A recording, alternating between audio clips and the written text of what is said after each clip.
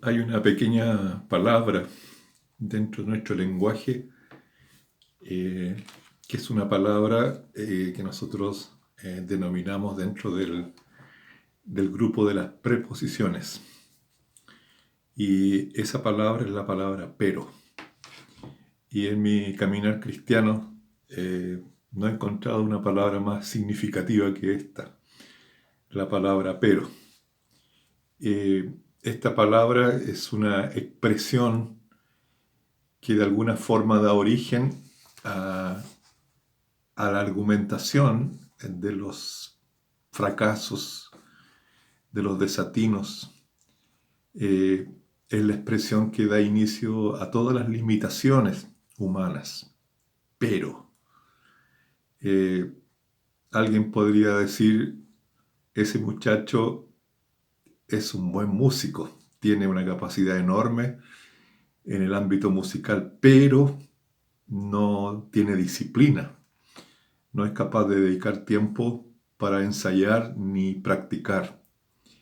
Y así vemos cómo tantas vocaciones, tantos dones, tantas capacidades que las personas tienen se ven coartadas de desenvolverse por causa entonces de un pero. Eh, a veces nosotros decimos, esa persona es una muy buena persona, es un buen marido, es una persona muy trabajadora, pero cuando se le para la pluma, cuando el enojo aparece en él, se desfigura, ya no es la misma persona. Y esos peros son los que acaban entonces derrumbando la integridad visible del carácter de muchas personas. El pero, los peros hacen parte de cada ser humano. Si nosotros vemos la palabra del Señor, ese gran personaje llamado Moisés, que asumió desde muy jovencito la visión de querer luchar por su pueblo, cuando ya había pasado los años y estaba ya completando su etapa en el desierto, Dios lo llama. Y cuando Dios lo llama como la conclusión al deseo de su gran vocación de querer libertar a su pueblo, Él aparece con un pero. Y le dice al Señor, pero yo soy tartamudo, no sé hablar, ¿cómo tú me vas a encomendar la función de liberar a mi pueblo e ir delante de Faraón? Eh, Gracias al Señor que Dios le permitió superar a él su pero con el apoyo de su hermano Aarón, quien era el que hablaba. Asimismo, muchos de los propósitos de Dios en la vida de muchos seres humanos, vocaciones gloriosas, motivaciones divinas hacia la vida específica de muchos se han detenido, han quedado truncas por causa entonces de un pero que salió de la boca de aquella persona en el momento justo en que fue llamado. Recuerdo a Zaqueo en el Nuevo Testamento, ese hombre bajito que quería conocer a Jesús. Había oído hablar de él, pero quería conocerlo personalmente. Y el texto dice que, pero la multitud le impedía poder verlo porque era bajo de estatura. Y ese pero que Zaqueo tenía y que no le permitía ver a Jesús, es un pero que él supera subiéndose arriba del sicómoro, o sea, cambiando su perspectiva, modificando la altura de su visión. Porque cuando la muchedumbre no nos deja ver a Cristo y nosotros decimos, pero el testimonio de tantas personas no me permite ver la fe, no me permite creer en el Señor, esas son las disculpas que Zaqueo podría haber tenido. Y entonces es necesario que aquel que no consigue ver a Jesús por causa de la multitud cambie su perspectiva, elévese de su pequeñez personal y suba, coloque su visión hacia lo alto, porque ciertamente desde allí el Señor se le va a revelar. Hay una mujer en el Nuevo Testamento que a mí me impresiona muchísimo. Era una mujer que sufría de flujo de sangre, o sea, tenía por años una hemorragia vaginal severa que era causa de impureza. Una mujer así era rechazada socialmente como una mujer impura, pero ella hace todos los esfuerzos, aún inclinándose en el suelo, para tratar entonces de pasar entre medio de la multitud que le impedía tocar el manto del Señor, hasta que ella lo consigue y consigue entonces su sanidad. En realidad, todas las victorias que encontramos en las Escrituras son victorias que personas consiguieron alcanzar a pesar de sus peros, a pesar de sus limitaciones. Y entonces cuando yo hablo de esta preposición, ese pero, tenemos que entenderla entonces como las limitaciones que aparecen dentro de nuestra vida para conseguir entonces conocer al Señor y alcanzar las victorias que nosotros necesitamos alcanzar en la vida. Hay un texto en el Antiguo Testamento, en Segunda de Reyes, es la historia de Naamán. Dice así el texto: Naamán, general del ejército del rey de Siria, era varón grande delante de su señor, y lo tenía en alta estima, porque por medio de él había dado Jehová salvación a Siria. Era este hombre valeroso en extremo, pero leproso. Él tenía entonces una severa limitación física. Y el primer pero que nosotros tenemos que vencer para poder entonces alcanzar victoria es justamente modificar la percepción que tenemos de nosotros mismos y de nuestras propias limitaciones físicas. Este hombre, Naamán, era un sirio, un general del ejército, que se había convertido a esa altura como en el famoso héroe nacional, el héroe de la patria. Y tenía entonces una consideración gigantesca delante de la nobleza y especialmente delante del rey de Siria. Pero el texto dice entonces que él tenía una limitación, él era leproso. Y la lepra en todas las épocas ha sido una razón de prejuicio, de exclusión, de no permitir que las personas puedan vivir en sociedad. La lepra es una cosa que nadie quisiera experimentarla y tampoco tener a alguien cerca que la sufra. Y ciertamente entonces la realidad del carácter personal de este hombre valioso, valiente, este hombre que era realmente un gran militar, se ve entonces opacada por la limitación, por el pero de la lepra.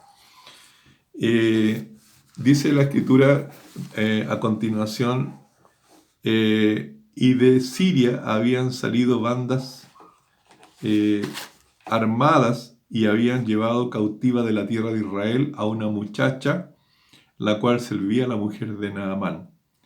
Esta dijo a su señora: si rogase mi señora al profeta que está en Samaria, él lo sanaría de su lepra.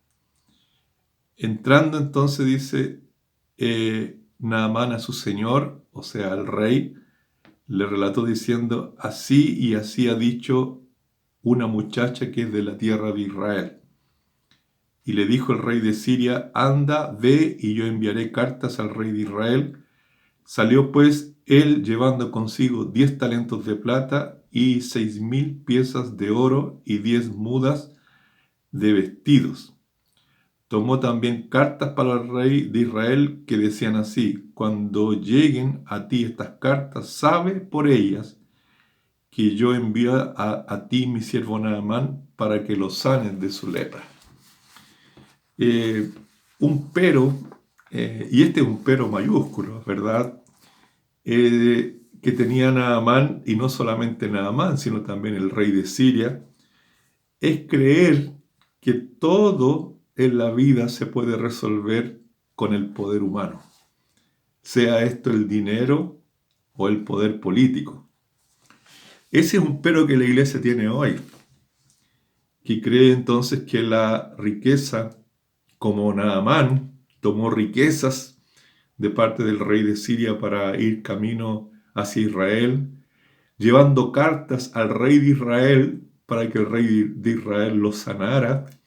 Justamente vemos ahí que en la mentalidad de Naamán y también de su rey existía ese pero gigantesco de creer que el dinero y el poder político todo lo resuelven.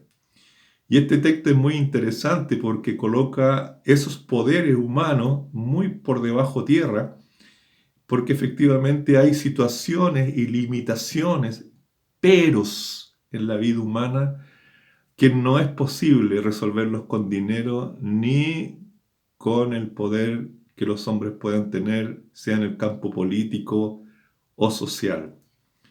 Ese pero es un pero que nosotros como iglesia tenemos que superar, porque muchos han creído que una iglesia rica, con mucho dinero, donde hay líderes que tienen poder político, harán entonces que la obra de Dios se haga potente y maravillosa, una visible dentro del contexto de nuestra generación, y este texto nos enseña que efectivamente eso así no sucede.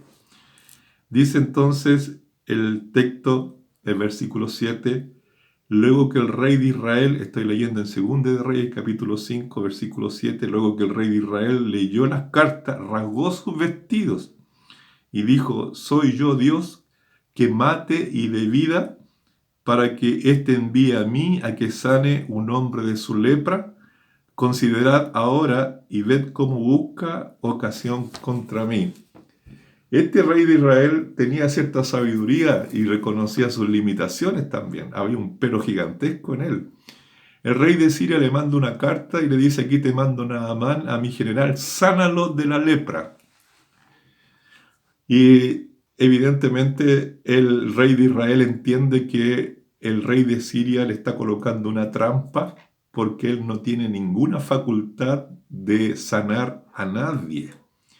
Él reconoce que teniendo aún todo el poder de ser un rey, él no tiene forma de librar al hombre de la lepra.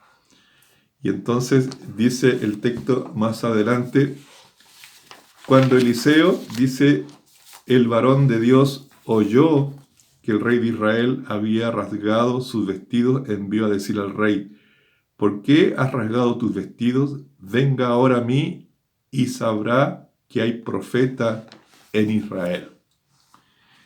Hay un pero grande, muy tremendo, que es una limitación en la mentalidad de la gente en este tiempo de terribles circunstancias. El pero de no saber que sea cualquiera la circunstancia que estemos pasando, siempre habrá una palabra del Señor. Como la expresión que usa Eliseo, hay profeta en Israel.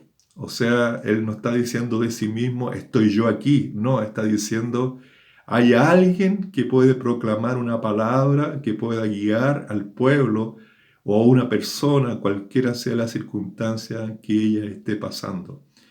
Entonces era necesario que Naamán entendiese que no era el poder humano y el poder del dinero que iba a resolver su problema, sino la palabra que vendría de parte del Señor y entonces declararía la sanidad de su cuerpo.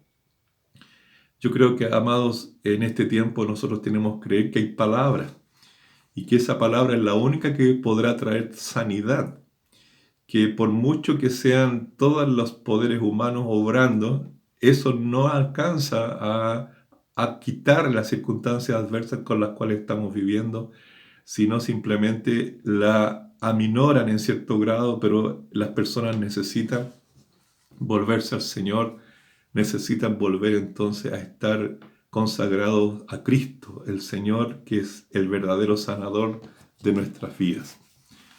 Continúa el texto diciendo,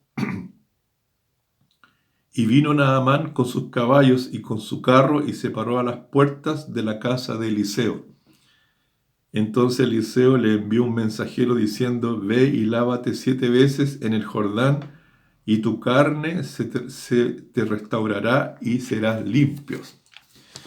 El otro pero que nosotros tenemos que superar de nosotros mismos es el pero del orgullo. ¿Cuántas veces el Señor nos ha dicho algo donde no hemos querido obedecer? Y la raíz de la desobediencia es el orgullo. Fíjese que dice que el texto aquí que Naamán, él va con todos sus carros. Yo me imagino llegando aquí a la puerta de mi casa Leonardo Farcas, con toda una comitiva de limusinas, buscando que de alguna manera recibir una palabra de mi parte para él ser sanado de alguna situación que esté pasando. Y a mí no se me ocurre ir yo mismo, sino que mando a hablar con él a mi hijo. Y entonces, en ese momento, cuando, no sé si es tan válida la comparación, pero cuando, no es que mi hijo no sea importante, mucho más que yo, pero lo que estaba esperando, en este caso Naamán, es que saliera Eliseo. Y Eliseo envía a su siervo. Y Eliseo es un hombre sabio, y todo hombre sabio sabe apagar el orgullo que existe en el corazón de un ser humano que intenta buscar el favor divino. Quizás el primer proceso que nosotros debemos vivir para poder entonces recibir el favor divino es humillarnos. Es saber que Dios no va a hacer todo lo que queremos a nuestro propio antojo. Y cuando sale el siervo le dice, mi amo, mi profeta, el profeta mandó a decir que te tienes que ir al río Jordán y sumergirte 7 veces. En ese momento entonces el orgullo de Naamán se vio probado y se encontró que él tenía un pero peor que su lepra, que era el pero de su orgullo, el pero de su soberbia. Porque dice la escritura, y Naamán se fue enojado, diciendo, he aquí, yo decía para mí, saldrá él luego. O sea, viendo que yo llegué, sabiendo quién soy yo, el profeta iba a salir rapidito a recibirme. Porque yo vengo con los limusinas cargados de oro, de plata, traigo dinero, lo haré rico a ese hombre. Los profetas del Señor son generalmente muy sorprendentes y van en la contramano normalmente de todo aquello que en la actualidad se reconoce como profético. Este profeta no busca bienes, no busca materialidad, busca entonces solo que la palabra del Señor corra solita, sola, sin ningún otro compromiso que no sea la palabra pura. Y Naamán se enoja y se va. O sea, estando en las puertas de haber recibido una palabra que podría sanarlo, la soberbia lo superó. Pero qué lindo es cuando una victoria sobre ese pero de la soberbia nace cuando uno es capaz de escuchar el consejo de otros. Y los siervos de Naamán eran hombres muy inteligentes y muy sabios. Y le dicen a Naamán, dice, y Naamán se fue enojado diciendo, he aquí yo decía para mí, saldrá él luego y estando en pie invocará el nombre de Jehová su Dios y alzará su mano y tocará el lugar y sanará la lepra. Habana y Farfar, río de Damasco, ¿no son mejores que todas las aguas de Israel? Si me lavares en ellos, ¿no seré también limpio? Y se volvió y se fue enojado. Mas sus criados se le acercaron y le hablaron diciendo, Padre mío, si el profeta te mandara alguna cosa, ¿no lo harías? ¿Cuánto más diciéndote, lávate y serás limpio? Una limitación que está dentro de este versículo que yo acabo de leer es una cuestión muy interesante y la voy a hacer de un modo sarcástico. Naamán era un evangélico del Antiguo Testamento, pero de ese tipo de evangélico que no conoce al Señor. No conoce al Señor como persona, mas sí conoce que Dios y el Señor puede hacer cosas por él. Y cuando se hace aquí esta descripción que hace Naamán del proceso que Eliseo debería seguir para sanarlo, es un proceso muy evangélico el que él hace. Él dice, yo decía para mí, saldrá él luego, y estando en pie invocará el nombre de Jehová su Dios, y alzará su mano, y tocará el lugar, y sanará la lepra. Yo confieso que muchas veces ese padrón naamítico, yo lo he seguido. Él describe exactamente lo que yo muchas veces he hecho, buscando y pidiendo oración para alguien ser sanado. Y encuentro en el personaje de Naamán un coterráneo evangélico, con la diferencia de que él conocía, como muchos evangélicos, la capacidad que Dios puede hacer, de lo que Dios puede hacer, pero no conocen al Dios que sí puede hacer. Porque es muy diferente conocer el poder de la obra de Dios que conocer al Señor mismo en su intimidad. Ese pero es un pero muy grande que yo les aconsejo decir al Señor, Señor, sobre todas las cosas quiero aprender a conocerte. Conocer tu obra es tan maravilloso, pero por encima de conocer lo que tú eres capaz de hacer, quiero conocerte también a ti. Los criados le hablan a Naamán y entonces le dan buenos consejos y esa es una forma de vencer los peros. Él le manda a sumergirse y aceptando el consejo, entonces Naamán se va al río Jordán, que es un río que en gran parte de su extensión es un poco mayor que el canal San Carlos, unas 2 veces el tamaño, la anchura del canal San Carlos, es un río muy pequeño, en cuyo hay cierto tipo de lugares donde se ha abierto, entonces más para entonces hacer lugares donde se acumule agua, pero no era un río, como diríamos el río Biobío, un río ancho, o el río Nilo, o alguna cosa como esa, es un pequeño río y estrecho, que quien lo conoce puede hasta decir, bueno, era necesario que nada más se sumergiera 7 veces porque de una no se iba a mojar completo. Pero ese llamado que hace el profeta a Naamán es para vencer un pero que ya hemos mencionado, el pero del orgullo. 7 veces, que es un número perfecto, entonces debía él sumergirse en el agua del Jordán. Y él entonces nos enseña aquí que para nosotros vencer sobre nuestros peros y nuestras limitaciones debemos bajarnos. Y bajarnos todas las veces que sea suficiente. Aunque esas veces sean 7 veces, es necesario caer de nuestro pedestal, desmoronar nuestro orgullo y humillarnos delante del Señor. Cuando Él lo hace, entonces a la 7ª vez Él se levanta y entonces está sano.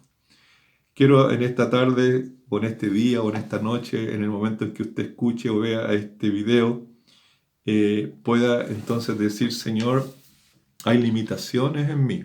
Yo tengo muchos peros. Son mis disculpas. Y son disculpas fuertes. Concluyo esta breve reflexión diciendo que siempre que Dios me ha puesto desafíos, inmediatamente el hombre viejo que está dentro de uno, el hombre de la carne, aparece inmediatamente con un pero Señor, qué difícil, qué precio hay que pagar. Señor, no puedo porque tengo tantos peros en mi vida que es imposible hacer lo que tú quieres. Ahora es necesario que para que la obra perfecta del Señor se cumpla, nos humillemos delante de Él y nos tengamos que sumergir en el río de la obediencia todas las veces que sea necesaria. Conoce a Cristo, conoce al Señor, conoce a aquel que es capaz de sanarte de todas tus limitaciones, que es capaz de superar todas las circunstancias, que es capaz de librarte hasta de la lepra, aquello que te contagia, aquello que te separa de los demás, aquello que no te permite integrarte como el deseo profundo de tu corazón así lo quisiera. Porque de esa manera, sumergiéndote en la obediencia al Señor por su palabra, entonces conseguirás sanidad, esa sanidad que tanto esperas desde hace tanto tiempo. Que el Señor te bendiga.